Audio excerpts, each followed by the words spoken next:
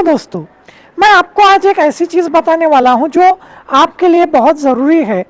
और अगर आपके घर में कोई स्टूडेंट है, छोटे बच्चे हैं, तो आपको ये चीज़ बहुत सीरियसली और बहुत ध्यान से सुननी चाहिए। तो ये वीडियो बिल्कुल भी स्किप मत करना। और ये चीज़ जो मैं आपको बताने जा रहा हूँ वो एक्चुअल में बहुत ही सिंपल है, बहुत ही आसान है और आप इस चीज़ को बहुत अच्छे से जानते हो, लेकिन इसके बारे में अवेयरनेस उतना नहीं है जितना होना चाहिए। जब मैं छोटा था, यानी मैं जब 10th स्टैंडर्ड में था, 7th स्टैंडर्ड में था, तब मैं ये देखता था कि हमारे जो साथ पढ़ने वाले स्टूडेंट्स होते थे, मेरे दोस्त होते थे, वो लाइब्रेरीज में बहुत ज़्यादा जाते थे आज की तुलना में। तो क्लास में, हर क्लास में कम से कम 5-6 बच्चे तो ऐसे होते थे जो पढ़ते थे, शायद ज़्यादा, और कुछ ना कुछ पढ़ने में आता था। उस समय एंड्रॉयड्स भी नहीं थे, रील्स भी नहीं था, यूट्यूब भी नहीं था, इंस्टाग्राम भी नहीं था। लेकिन अभी सिचुएशन चेंज हो गई है।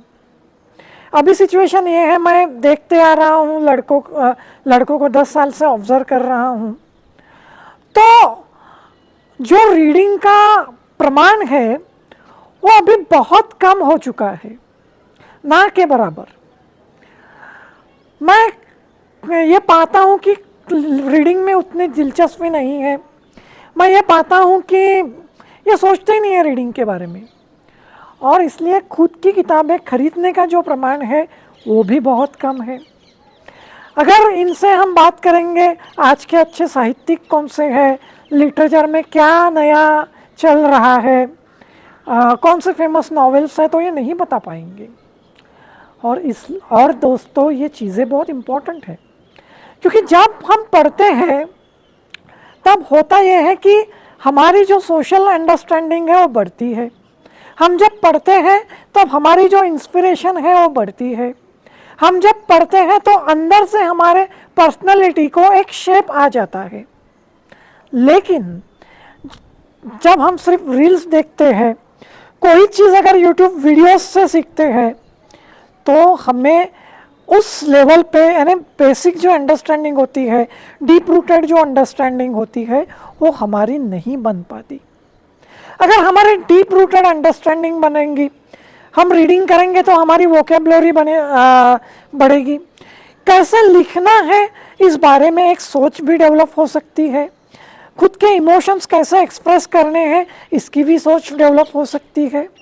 और अगर ये सारी सोच डेवलप हो जाती है दोस्तों, तो उसका परिणाम ये हो सकता है कि हमारे इन बच्चों को जो पढ़ेंगे किताबें, उनकी सोच डेवलप होने के वजह से आगे आने वाली कंपटीशन में वो औरों से 2 कदम ज़रूर आगे होंगे। अगर कोई चीज़ लिख के एक्सप्रेस करनी है, कहीं ग्रुप डिस्कशन करना है, लाइफ के डिसीजंस लेने हैं, और जब हम ज़्यादा रील्स देखते हैं, वीडियोस देखते हैं, तो हमारा डोपामाइन बहुत बढ़ जाता है। रीडिंग से डोपामाइन कम हो सकता है, फोकस भी बढ़ सकता है, और नॉलेज भी अच्छी तरह से बढ़ सकता है। अभी हो ये गया है कि इसके बारे में उतना अवेयरनेस नहीं है, इस चीज़ के ऊपर उतना ध्यान नहीं है।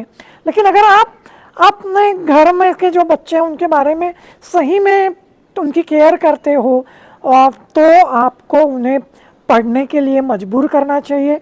साल में कम से कम उन्होंने 1000-2000 पन्ने सिलेबस से हटकर पढ़ने ही चाहिए।